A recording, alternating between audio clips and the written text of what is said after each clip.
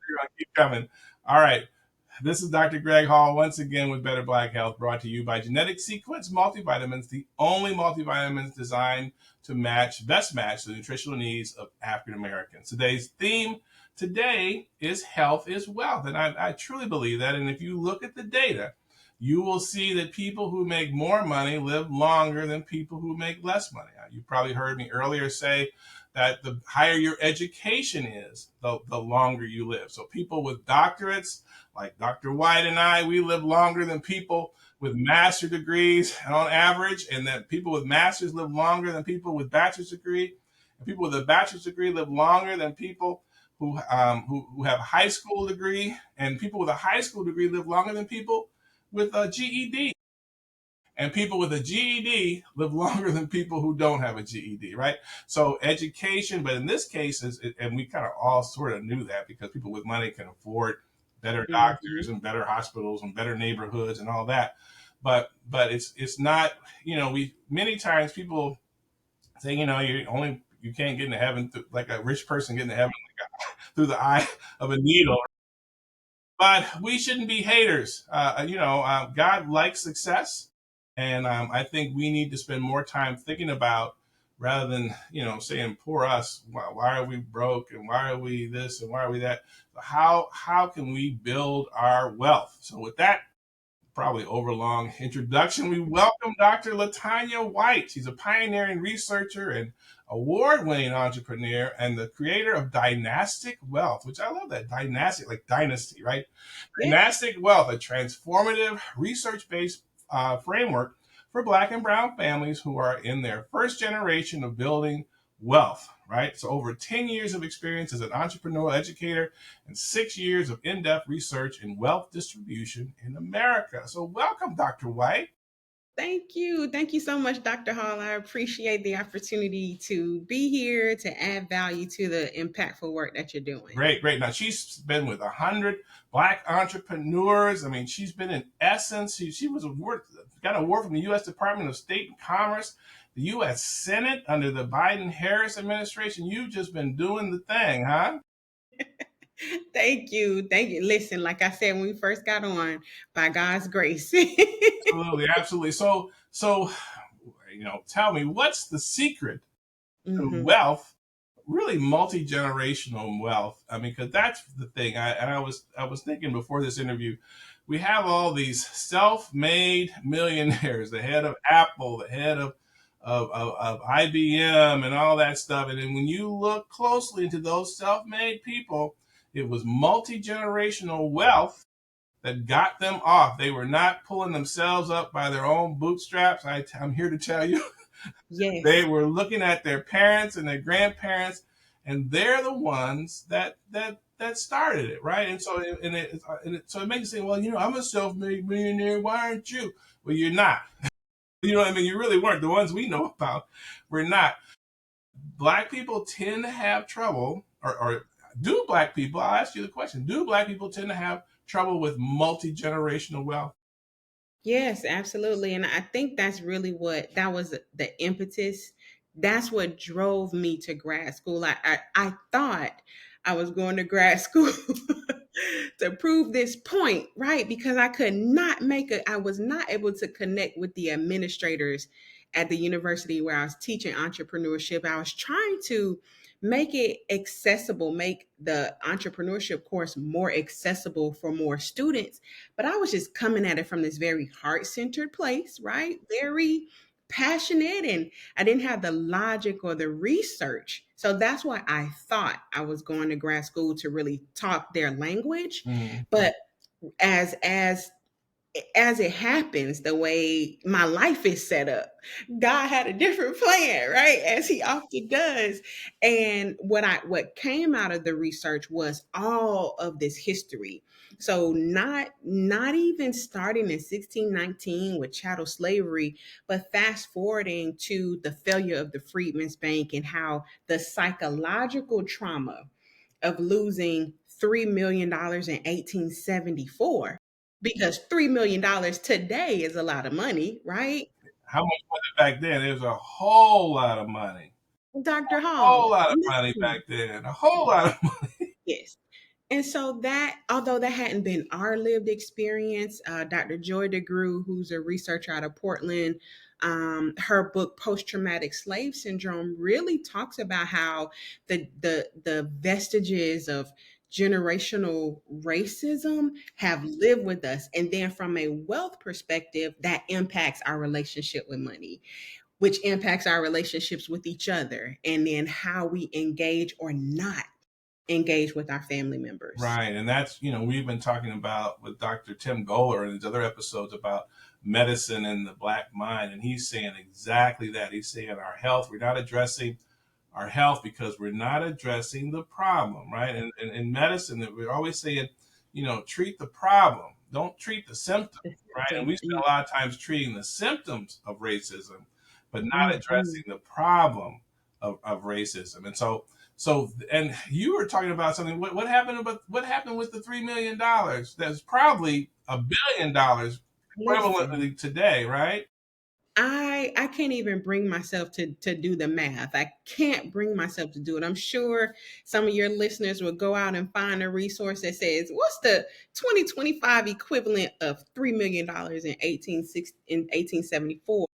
But what ended up happening, at least the National Museum for African American History and Culture, they have a digital exhibit. So if you go to searchablemuseum.com and just type in wealth or business or entrepreneurship, they talk about the failure of the Freedmen's Bank. And their research shows that 62% of people in 1874 were able to recover some of that money, but there are a lot of people that had just literally no recourse. So this predates the FDIC, right, where we those protections came into place, but we were so pioneering, we were ahead of the curve and didn't have those things. Right, right. And then it just went away and all that money disappeared.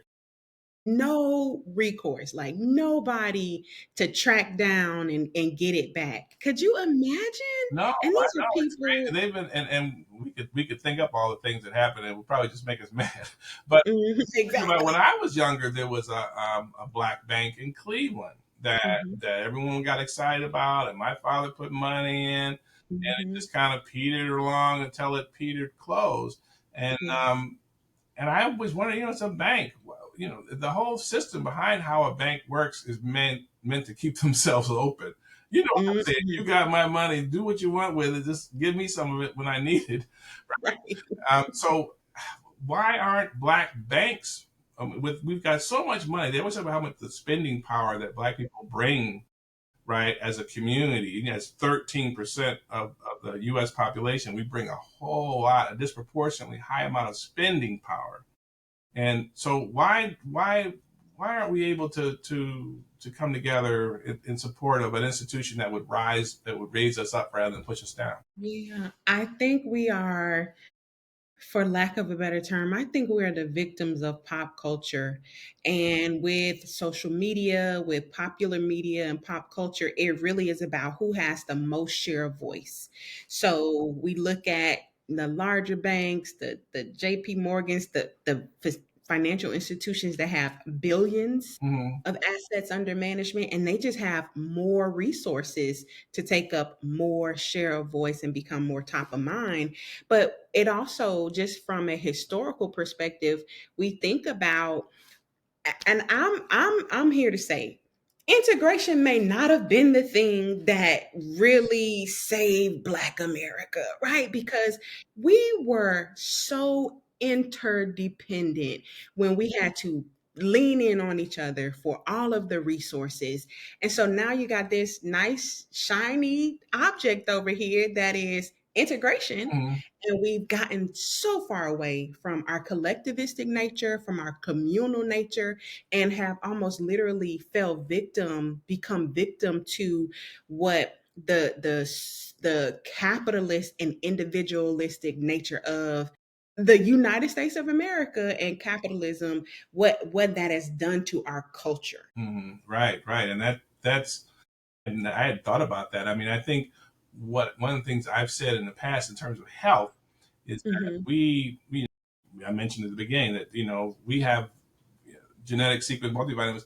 It has more vitamin D in it because we need more vitamin D. We need 3 times the vitamin D that a white male needs. And that, if you look at the average multivitamin, it's got a certain amount. 600 international units is what a white male needs. We need 2,000, right? And so it's like we've been spending so much time trying to be like white people or as good as white people or whatever we think about that.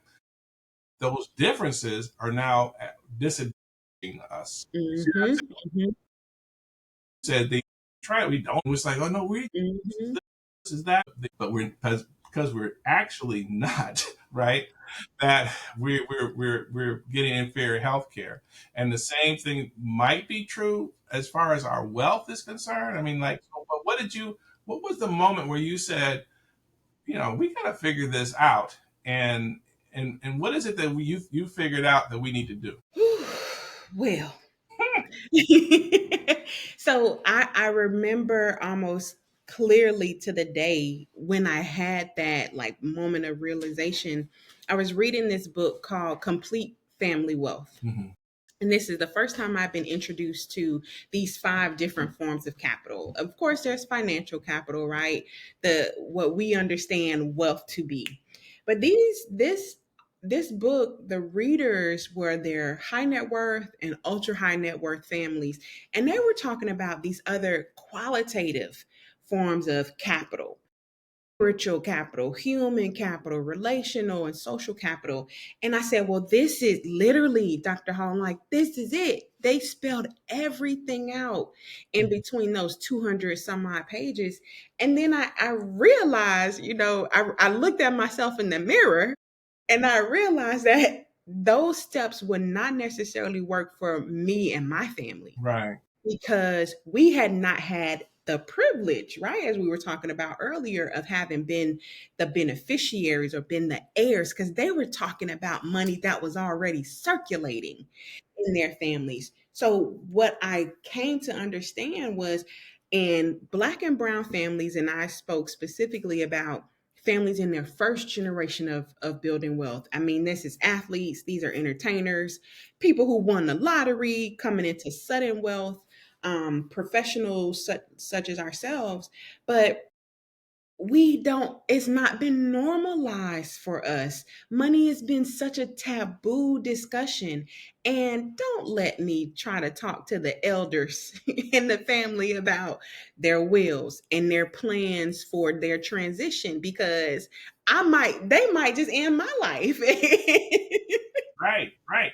It's crazy the people that will have money and die without a will, die without outlining what you're supposed to do. And I'm Yeah. like, how do you own this? But You own this house down south, and you own this, that, and the other. Yet yeah. you haven't made a provision for that. Oh, But Dr. Hall, that conversation, it forces me to reconcile with my mortality. mhm, And like from a social sciences perspective, and I'm a phenomenologist, so I study the lived experience of people. To have someone make me confront my mortality, that's shocking for me, right? When I've just come in a lot of cases, I've just come into this point in my life where I feel like I did all the things I was supposed to do, and now I'm bearing the fruit of those things. And now you want me to think of the end of my life? And I think a part of how our ancestors and our elders, like we've had to fight for our lives every day. And so now to have to plan for the transition, I think it's just jarring from a psychological perspective. so that's why people really avoid doing it. They don't, because it's like Yeah. it's going to happen. I mean, Yes. but it's so what what is the number one thing we do wrong? Are we too? I was thinking about everybody got to have a Cadillac, everybody got to have $1,000 suit, you got to have expensive shoes. Are we wasting our money on show? I mean, or is that, or do they do the same thing? I mean, do they, what Yeah. is that a different thing? I mean, there's people, there's rich people. They always talk about who is that multi-billionaire who lives in a two-story house and all this. And I'm like, I live there. I want to live in a big house and drive a nice car. I'm sorry. And did I get that as a part of my culture? my father had a Cadillac. He was very proud of it. And so is that did I inherited that? There is something to be said for having this cultural history, this ancestral narrative of living in scarcity. There is something to be said Mhm. about that, and how through literally the blood, sweat, and tears that our parents and grandparents have shed, that we are able to be in a place that's different. But again, there's also that play between pop culture and social media that's making us feel like we have to be consumers. But if we pay close attention, the owners of these media companies, they do not consume in the same way. Now, let's be clear. They do buy, they spend their money, they purchase assets. A lot of them are revenue generating assets, where we are typically, as a culture, spending our money on expenses, things that aren't going to generate any wealth or assets for us. And a part of that has a lot to do with, have we finally made it? Do I finally get to relax and reward myself Right. from all the work that we've done? And that's where we feel like the old living check to check, and some of that is our fault, because we spend our money so that it's check to check, and then what percentage should we be putting in something like an investment, something that will Hmm. grow? There are people Hmm. that believe, oh, you should put a third of your money into stocks and bonds and all that, and I don't do that, Hmm. and I'm wondering, so what's the mindset that we need to change Yeah. to in Yeah. order to start with this dynastic wealth? Yeah. So I think I like to first just make sure that, to elevate a family, our families won't reach dynastic status until we have maintained control of our wealth in whatever shape, form, or fashion it comes in for three consecutive generations. Hmm. So, to answer your question, a part of it has to be, we don't need to consume it all in our lifetimes, right?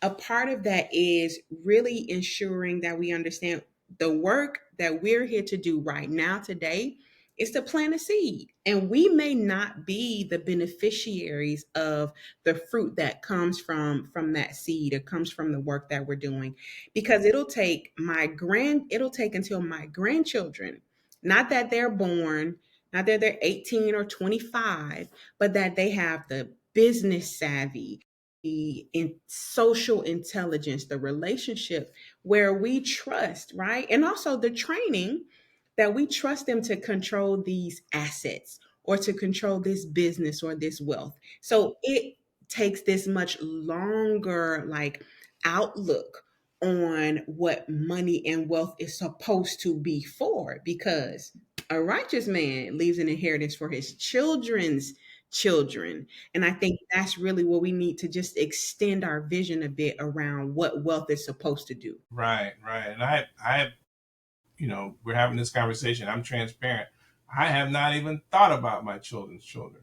Hmm. That's my children's Hmm. problem, Hmm. and that's how we were brought up, right? My children. Yes. I'm doing Yeah. for my children for sure, right? Yeah. So that they can do for their children. But now you're telling me I got to do for my children's children? Yes. Help me.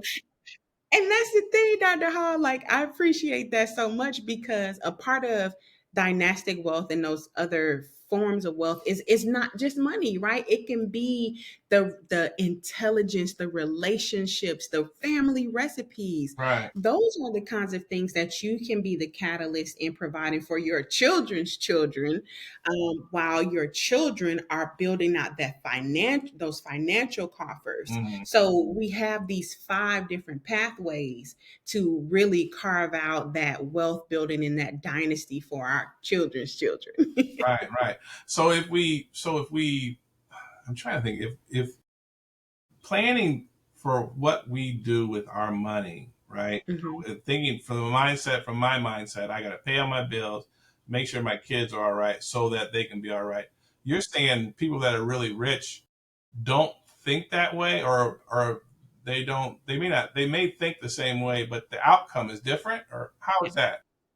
The outcome is different. There's actually much, we're, I guess, in the throes of family reunion season, right? Right. And these and our counterparts, families and communities, they don't have family reunions. They have family retreats. Hmm. And so at these retreats, while it may not be as much fellowship and as much heart to heart connection as we would have, they're doing their investment portfolio analysis. They are ensuring that everyone is familiar with the family mission and family identity that you're abiding by. And I'm doing my air quotes for the listeners, you're abiding by family values and that you're in line with the family identity. So those things are as significantly important as passing down the money because it's still about who are you as a person, right? The money only becomes a way to amplify your character. Money doesn't make you good or evil. It's what you do with the money, right? And I think one of the things that's different about how we've been socialized around money is that it's only for this thing or that wealth is only money when your family recipes are wealth as well. Because let's face it, Heinz ketchup and Campbell's soup and Kellogg cereal are family names. Right, right, right. And I keep saying we know Colonel Mhm. Sanders. When you think about Colonel Sanders, Mhm. and just get a visual image of Colonel Sanders. That man was not in the kitchen frying chicken.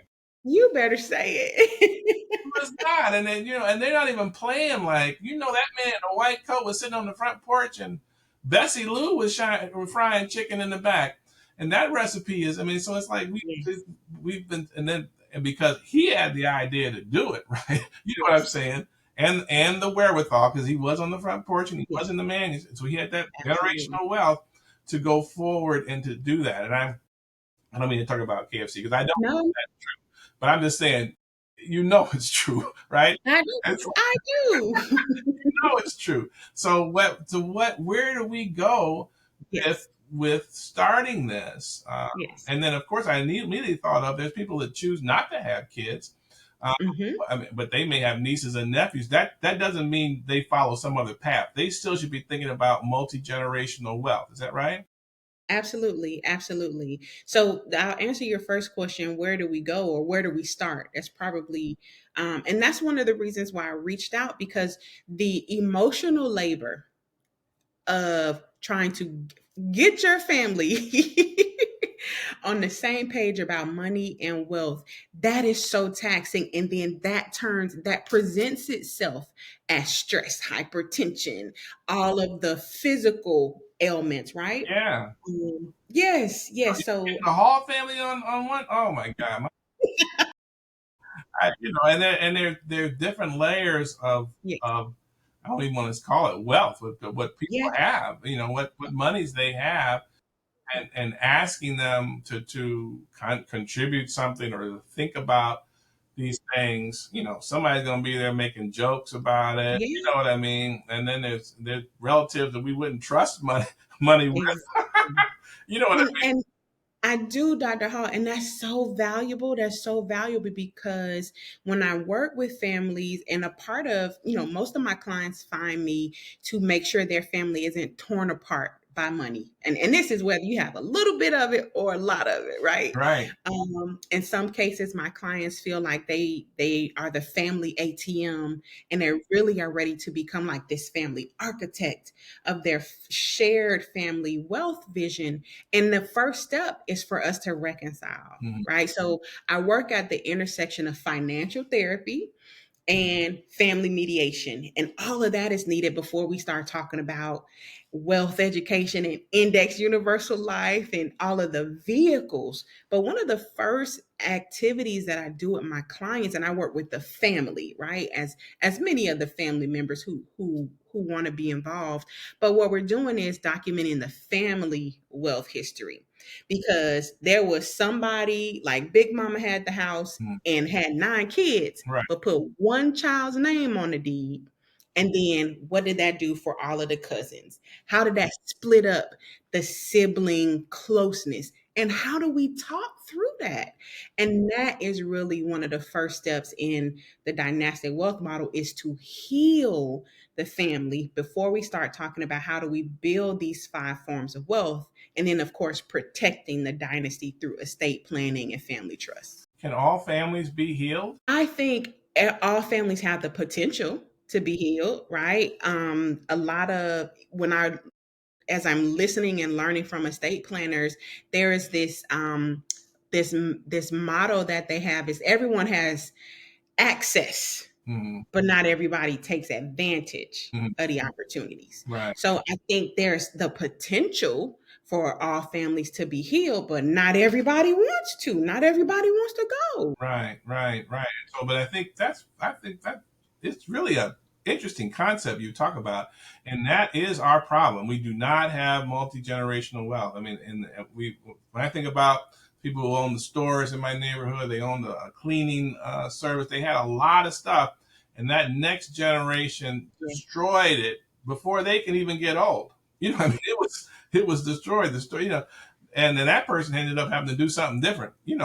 And so what could they have done differently to not destroy that? And then how does everyone who there's chicken places, right? We all every city you're in there's a black owned fried chicken place, right?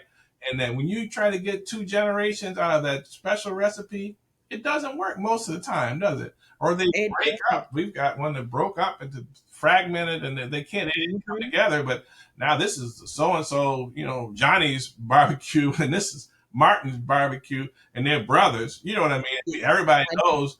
But if they could come together, they'd be much stronger, wouldn't they? And that so Yes. we need to figure out how we can get these businesses that we have and the companies that we have. And so if you have a business, like so I have a business, I've got a multi-brand business. I should include all the halls into that, or I mean, how what ideally in your mind would I do? Yeah. That's a great question. So the five forms of wealth, they're financial wealth, of course. So these are your hard assets that you can deed to someone or deposit into a bank. Right. There's spiritual wealth, which is your family identity, your family values. Not tied to religion per se, Mm-hmm. but just this idea that we're working towards something greater than Mm-hmm. ourselves. Right. From there, we have the wealth of knowledge, which would be family history, family recipes, and to your question, it might be about business operations, not trade secrets, Mm-hmm. but business operations, right? Intellectual wealth is really where your question comes alive. This is where we're transferring knowledge and helping family members become the best versions of themselves. So the social scientist in me is thinking, okay, this is Maslow's hierarchy of needs. We get to the point of self actualization, right? Right. And then social or relational wealth. So those last three come into play more significantly to your question, but we have to do this first part at the beginning. We have to see, do we align on what our values are Right. as a family? And is this the business? Because it may not be your existing business. It may be something that you as a family invest in. Oh. It may be a business that you acquire. Mhm. So it doesn't necessarily have to be an existing business, Right. but it can be. Well, listen, I would love to have you back at some point. We can dig into this. There's so many Yes. ways you could branch off. I think it's great, Dr. LaTonya White. Now, tell us where can they find you? They've got the family. It's family reunion time, like you said. Yes. If they want to get your family talking to them about that, where could they reach out to you? Yes, thank you for that. And we're going to start to transition our language to family retreats, but I'm at dynasticwealth.online. And actually, I would love to invite you and your family, and of course, the community to the upcoming three generation family wealth challenge. Hmm. So that'll be July 16th, 17th, and 18th. And bring everybody. Like, let's start to unpack this stuff, but really also get the tools that you need to change the narrative and rewrite history in your family. Well, that sounds great. And we'll have to get the OJs to redo the song Family Retreat. Maybe they got to do a new song. I don't know. We all the favorite reunion songs. Now, come on, no, yeah. But I like that idea, and you're right. There, and the family retreat is financed by their business, isn't it? So no You got it. And they're traveling to the hotel and family travel, home. all that stuff is covered. It's free for everybody Yes. involved. So Tax write off. Exactly. I love it. Well, thanks so much for joining us. We'll have the links next to everything, and we appreciate you. Take care. Thank you.